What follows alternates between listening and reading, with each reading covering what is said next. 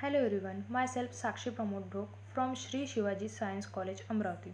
Today I am conducting a seminar on topic nuclear magnetic resonance spectroscopy, guided by Dr. Mandlik sir from Department of Chemistry.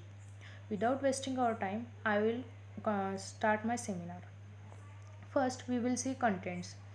In contents, we will see introduction, types of NMR, source of NMR, theory of NMR, types of sample, principle of NMR, schematic diagram of NMR setup, chemical shift, measurement of chemical shift, acquisition of spectra, carbon 13 NMR spectroscopy, hydrogen NMR spectroscopy, and last one is summary.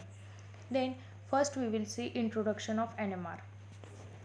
Nuclear magnetic resonance spectroscopy is a powerful analytical technique used to characterize organic molecules by identifying carbon-hydrogen framework within a molecules. Then it is a research technique that exploits the magnetic properties of certain atomic nuclei.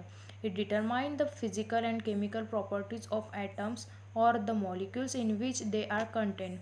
Then we will see types of NMR. There are two common types of NMR spectroscopy are used to characterize organic structure. First one is hydrogen NMR. It is used to determine the type and number of hydrogen atom in a molecule. Then second one is carbon 13 NMR. It is used to determine the type of carbon atoms in the molecules. Then we will see source of NMR. The source of energy in NMR is radio waves which have long wavelength having more than 10 raised to the 7 nanometer and thus low energy and frequency. Then when low energy radio waves interact with a molecule, they can change the nuclear spins of some elements including hydrogen and carbon 13. Then we will see theory of NMR. In a magnetic field, there are now two energy states. For a proton, a lower energy state with the nucleus aligned in the same direction as B0, and a higher energy state in which the nucleus align against B0. Then second point is when an external energy source that matches the energy difference between these two states is applied, energy is absorbed, causing the nucleus to spin flip from one orientation to another. Then last one is the energy difference between these two nuclear spin states correspond to the low frequency RF region of the electromagnetic spectrum. Then the types of samples. Both liquid and solid types of sample can be used in NMR spectroscopy. Then the for liquid sample, conventional solution state NMR spectroscopy is used for analyzing, whereas for solid state spectroscopy and NMR is used. In solid phase media, samples like crystals, microcrystal and powder, gels, anisotropic solution, proteins, protein fibrils or all kinds of polymers etc. can be used.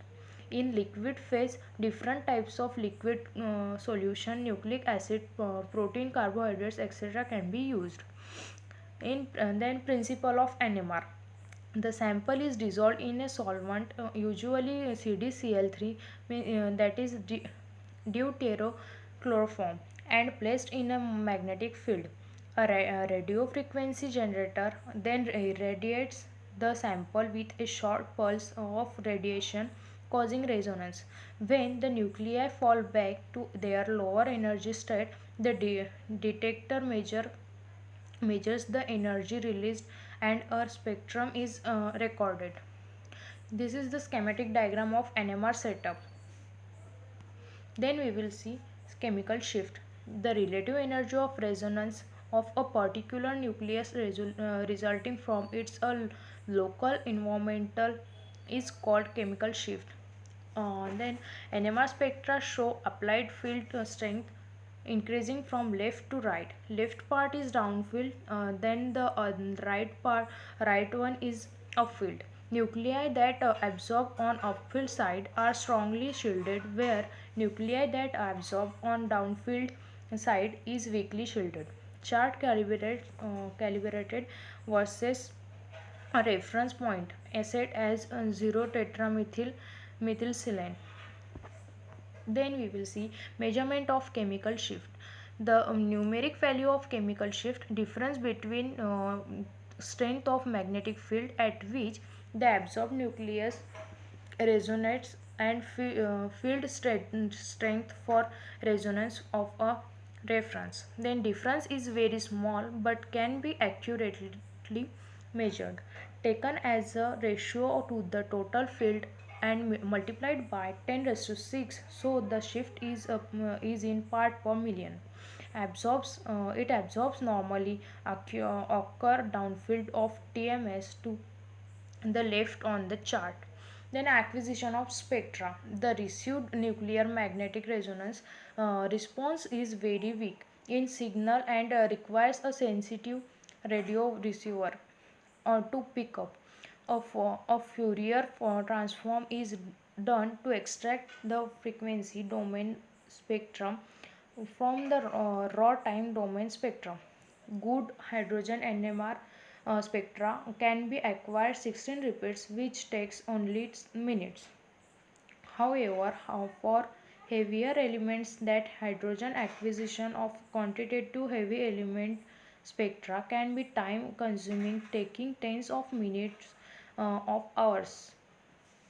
Then an average of all the acquired spectrum will be generated and displayed through the graph. Then we will see carbon 13 NMR spectroscopy. Carbon 30, the only carbon isotopes with a nuclear spin.